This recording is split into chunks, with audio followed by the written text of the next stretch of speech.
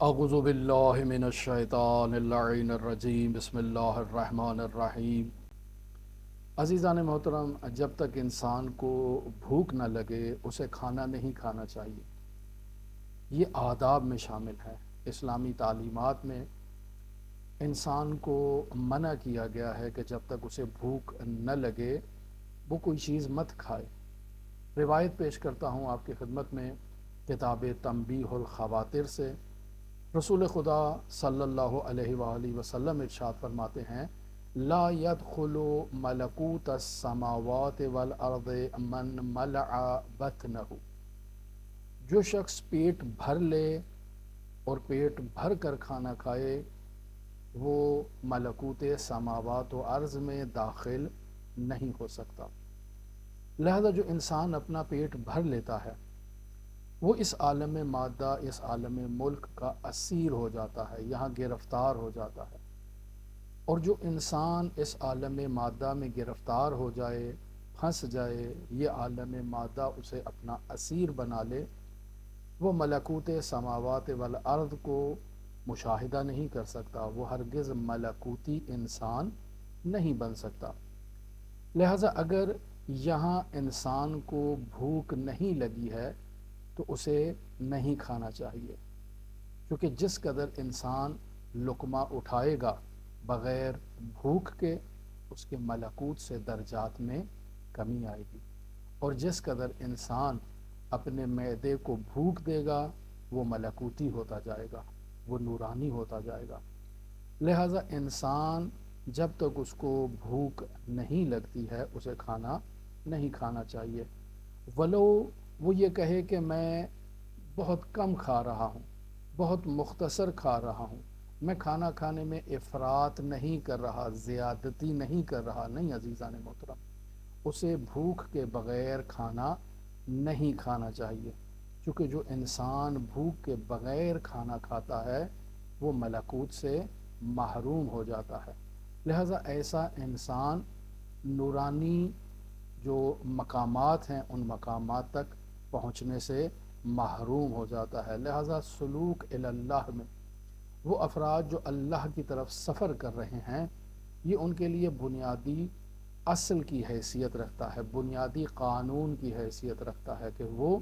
اپنے معدے کو خالی کریں، اور جس قدر انسان اپنے معدے کو خالی رکھے گا اور اسے بھوکا رہنے کی عادت دے گا، انسان علم سے نورانی ہوتا جائے گا۔ خداوند متعال اپنے خزانوں کے دروازے ایسے انسان پر کھول دیتا ہے کہ جس کا معدہ خالی ہوتا ہے۔ لہٰذا اس سلسلے میں اخلاقی کتابوں کی طرف رجوع کیا جائے، بالخصوص ایسی اخلاقی کتابیں جو ایک طالب علم سے متعلق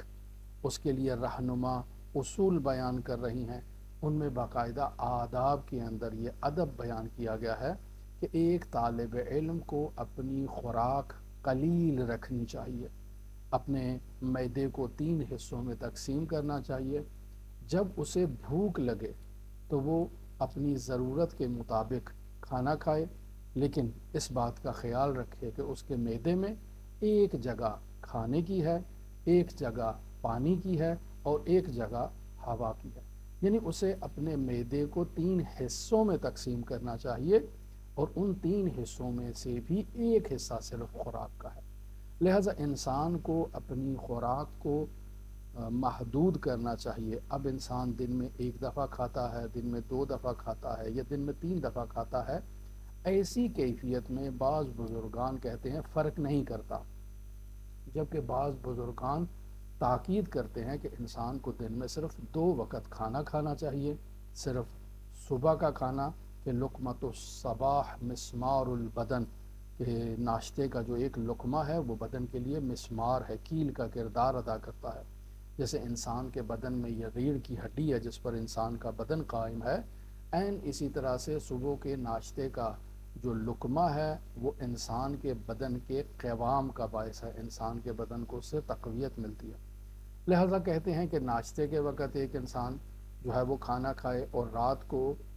مغرب سے پہلے 2 گھنٹہ انسان جو ہے وہ کھانا کھائے، مگر یہ کہ اس کا روزہ ہو تو پھر وہ افطار کے وقت کھانا کھائے۔ یہی اصول بیان کیا گیا ہے، اور یہی دو نظریات ہیں کہ یا 2 دفعہ کھانا کھائے، یا پھر انسان اپنی بھوک رکھتے ہوئے مختصر مقدار میں کھانا کھائے، تو اب چاہے وہ دن میں 2 دفعہ کھاتا ہے یا 3 دفعہ کھاتا ہے، یا اگر اس کو ضرورت پڑتی ہے تو وہ 4 دفعہ بھی کھا لیتا ہے، لیکن اپنی جو بھوک ہے اس کو برقرار اسے رکھنا ہے تاکہ ملکوت سے متصل ہو سکے۔ دعاگو ہیں خداوند متعال منجی عالم بشریت امام زماں کے ظہور میں تعجیل فرمائے، اور ہمیں حضرت کے اصحاب و اعوان و انصار کی فہرست میں شمار فرمائے۔ اللہم صلی علی محمد و آل محمد وعجل فرج قائم آل محمد۔